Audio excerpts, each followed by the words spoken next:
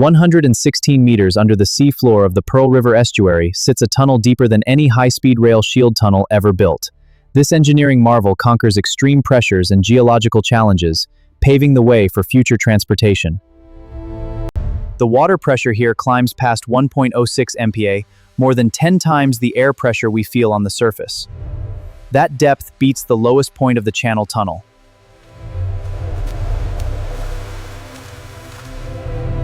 Builders face rock and soil far tougher than in Japan's Seikan Tunnel. This unprecedented challenge demands the most advanced engineering.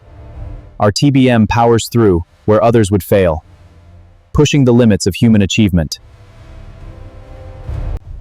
The Shenzhen Jiangmen line spans 116 kilometers. The estimated cost is 51.3 billion yuan. Work on the key tunnel section began in 2020. The full line construction started on October 9, 2022. The target opening is 2028. When the trains run, tens of millions of people across the Guangdong-Hong Kong-Mako Greater Bay Area will live inside a one-hour high-speed trip of each other. This is not just a tunnel. It is the last underwater link that joins China's coastal high-speed rail into one continuous national line. This tunnel crosses the Pearl River Estuary, designed to reach 116 meters below the seabed. China Railway 14th Bureau Group leads the build, working with the Guangzhou Group. Continuous shield digging with the Shenzhen 1 began in December 2021. A monumental feat of modern engineering. Two large slurry shield machines now drive the critical undersea stretch, while a mining method section advances at the same time. Before a single meter of tunnel lining could be set, the whole network of shafts, supply routes, and material systems had to be built from scratch in one of the world's busiest river mouths. The only practical ways in were the busy coastal highways and short spur roads that workers blasted through rock or filled with earth. These led to the launch pits at Jiangmen in Dongguan and Nansha in Guangzhou. Every day, trucks and barges carried huge loads of steel, concrete tunnel rings, slurry plant of the giant machines through the crowdy ports and roads of the Pearl River Delta.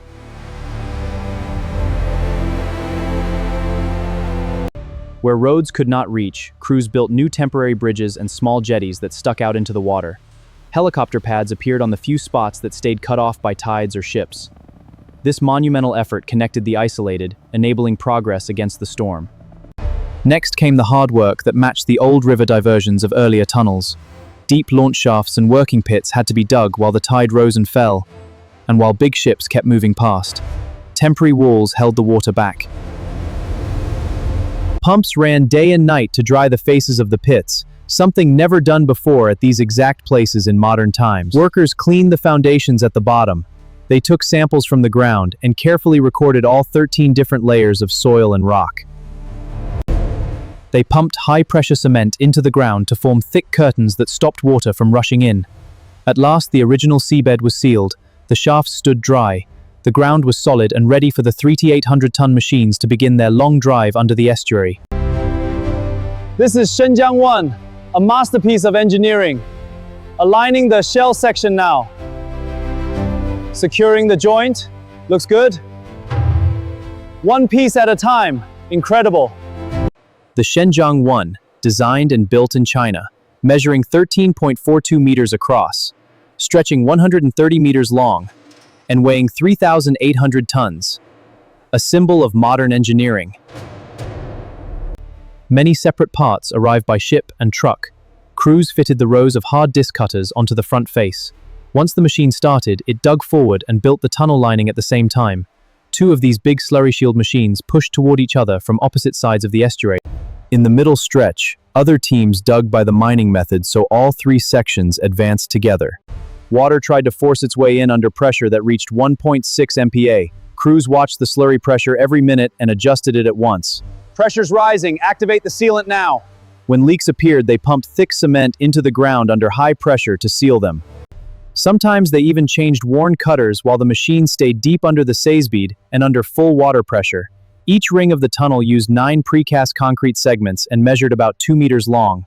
This allowed the excavation to continue without interruption. Night and day, the work never stopped.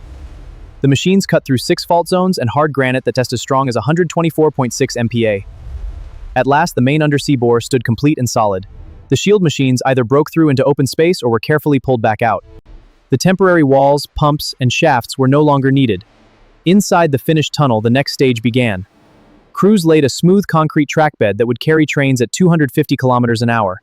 They hung the overhead wires and fixed strong power rails above the tracks. Signal systems went in so the trains would always know when to stop or go. Because the tunnel sits deep under the estuary, no outdoor yards could be built. Every system had to fit inside the bore. This tunnel's infrastructure ensures safe power delivery. Large fans provide constant fresh air. Escape routes and fire systems are ready for emergencies. Gas-sealed switches prevent electrical hazards. Outside, high-voltage lines feed the grid. The power had to be strong enough and steady enough for high-speed running. Across the full 1369 kilometers, the tracks and wires were set so carefully that any mistake measured only a few millimeters. When everything was ready, the first test trains rolled through.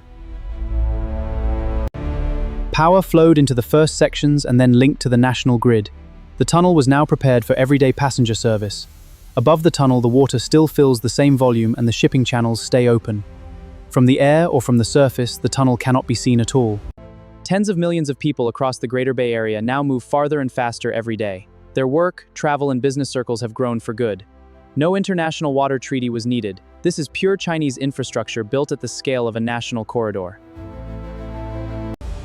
The estuary still flows, the ships still pass, the mountains on both banks stand unchanged. Yet nothing is the same as it was before the first cutterhead turned in December 2021.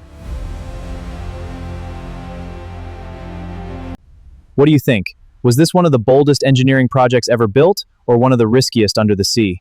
Let me know your thoughts in the comments below. And if you enjoy stories about the world's biggest engineering feats, subscribe, because the next project is even more unbelievable.